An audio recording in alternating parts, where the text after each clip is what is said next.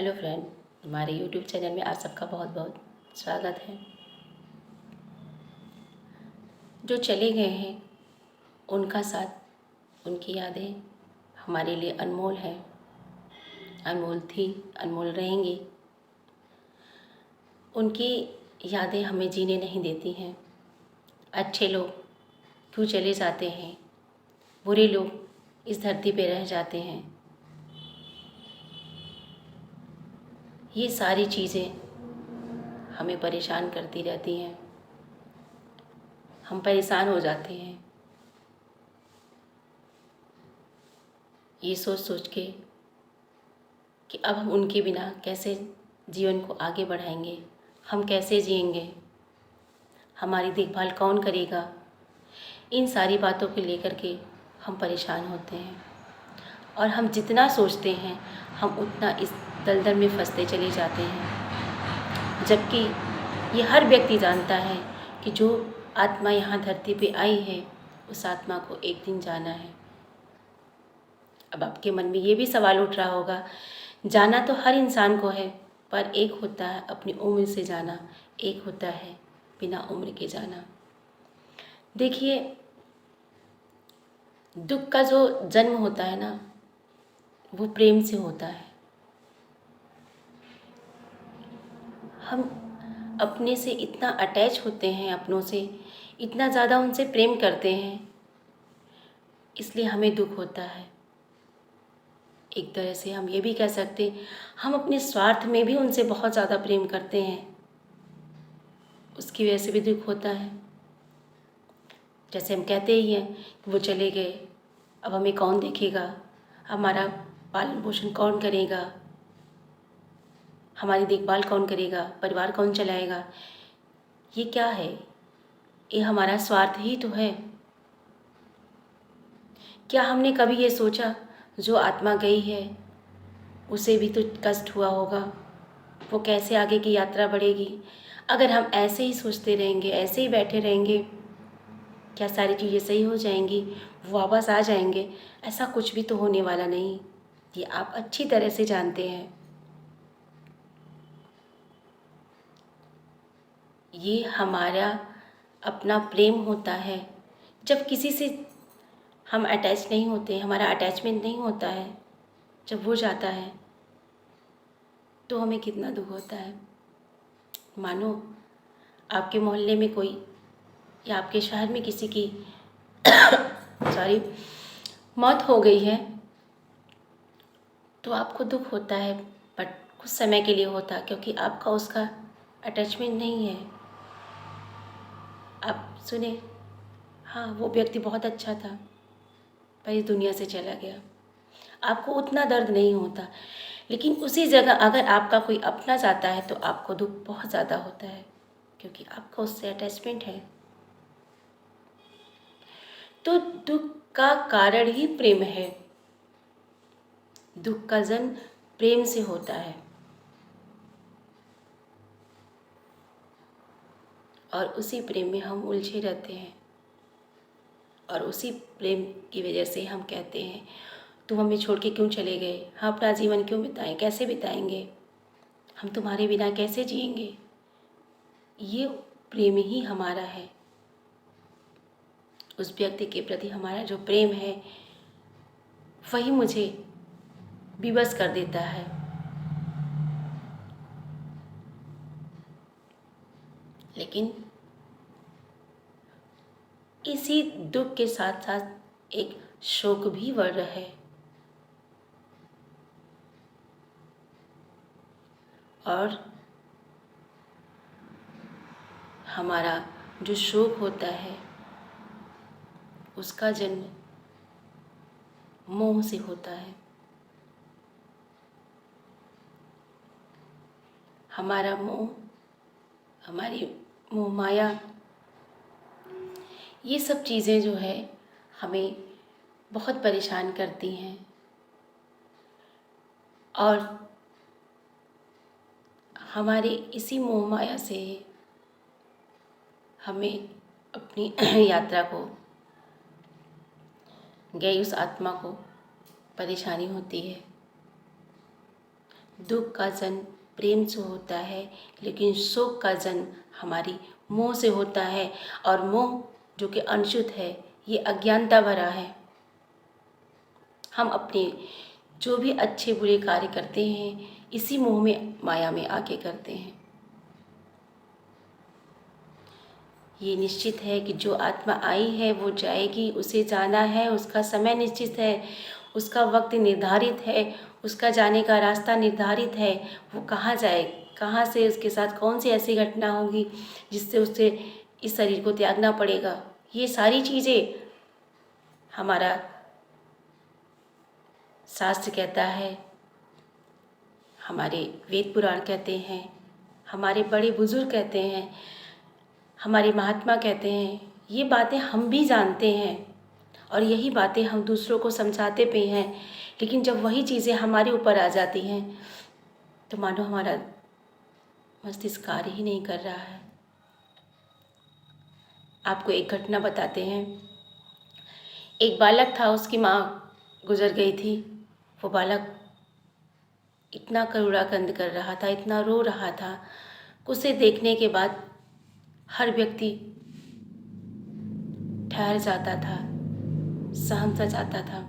उसके इतने करुणा भरी आवाज़ थी, इतना वो दुख में था, क्या बताएं।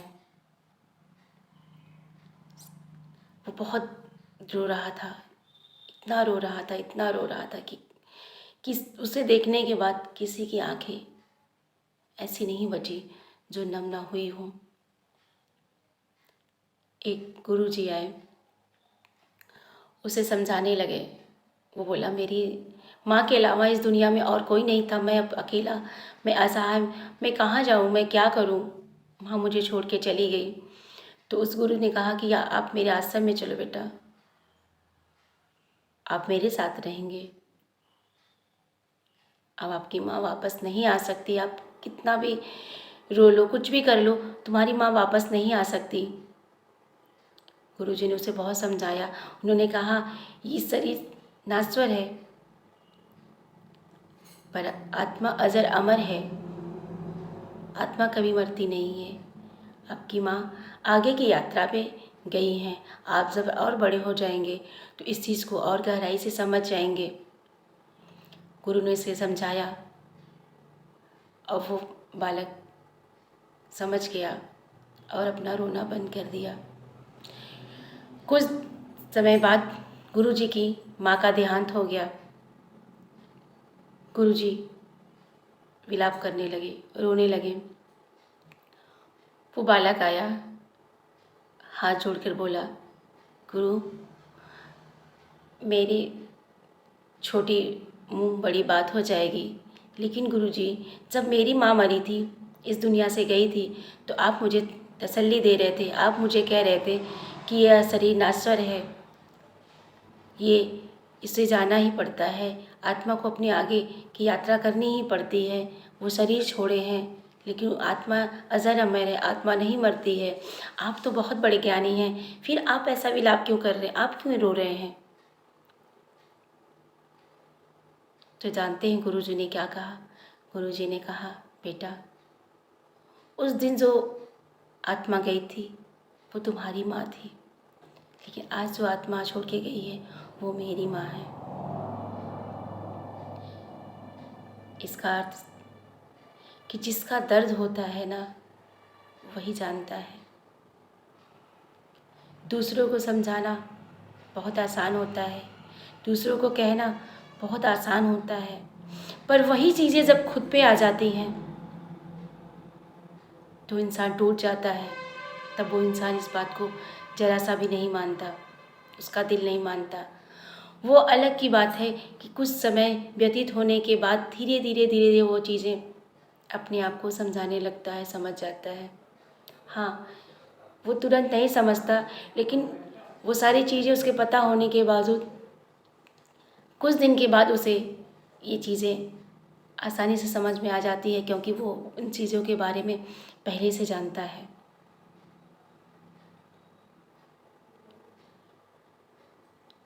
तो आत्मा कि यात्रा तो करनी ही है, मृत्यु का समय अटल है, ये परम सत्य है, इसे टाला नहीं जा सकता। किसी के जन्म का को नहीं रोका जा सकता, जैसे वैसे किसी की मृत्यु को भी नहीं रोका जा सकता।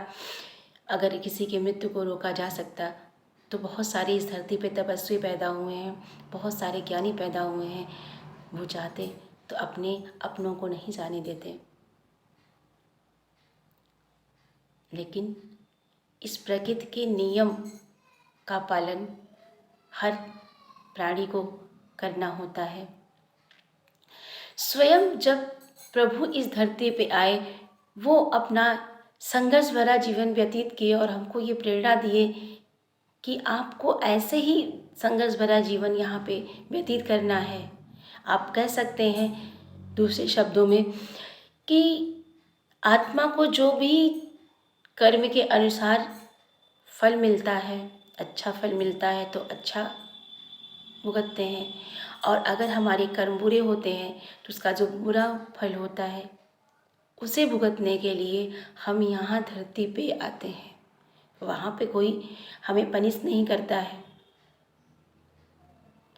जो लोग कहते हैं कि वहाँ पे जाएंगे तो ऐसा होगा वैसा होगा, ऐसा कुछ नहीं होता। परमात्मा अपने बच्चों को ऐसा दंड कुछ भी नहीं देता है। वो सारी चीज़ें हम खुद चुनते हैं। जब एक आत्मा यहाँ से वहाँ जाती है तो वहाँ सिर्फ एक प्रकाश होता है। उस प्रकाश में जब वो नहाती है तो इतनी प्योर हो जाती है, इतनी प्योर हो जाती है, उसे अपने सारी अच्छे बुरे चीज़ें दिखने लगती हैं। मानो जैसे कोई टीवी की फिल्म चल रही हो। वो अपने सारे कर्मों को देखता है और उसी वक्त वो डिफाइन कर लेता है, मुझे धरती पे जाना है, जो जो हमने गलतियाँ की है उन गलतियों को सुधारना है, और उनको जिनसे हमें दुख हुआ है उनके साथ हम इन पापों का प्रायश्चित करेंगे। हमसे जो भी गलतियाँ हुई हैं उनको सुधारेंगे, और ये सोच करके वो फिर निर्णय लेता है कि मुझे इस धरती पे आना है। और उसी वक्त वो जाने का समय भी निर्धारित कर लेता है कि मेरी उम्र कितनी होगी, मुझे धरती पे कितने समय रहना है, हमें क्या कार्य करना है। वो सारी चीज़ें वो पहले से सब डिफाइन करता है और फिर इस धरती पे आता है, फिर इस पृथ्वी पे आता है। अब वो कम समय के लिए आता है, क्योंकि वो कम गलतियाँ किया हुआ है तो उसे कम समय के लिए लगता है। जैसे हम कोई कार्य है, अगर मेरा 2 मिनट का काम है तो हम कहते हैं बस 2 मिनट में गए, ये कार्य किया और चले आए। लेकिन अगर उसी व्यक्ति को 100 काम है तो उससे ज़्यादा वक्त चाहिए, वो ज़्यादा समय चाहिए उसे उस कार्य को करने के लिए। लेकिन जो बस थोड़ी गलतियाँ किया है तो वो थोड़ी समय के लिए आता है और सारे कार्य करता है और चला जाता है। हमारी ये मोह माया, हमारा ये प्रेम, हमारा उनसे ये लगाव, अटैचमेंट ही हमें परेशान करता है।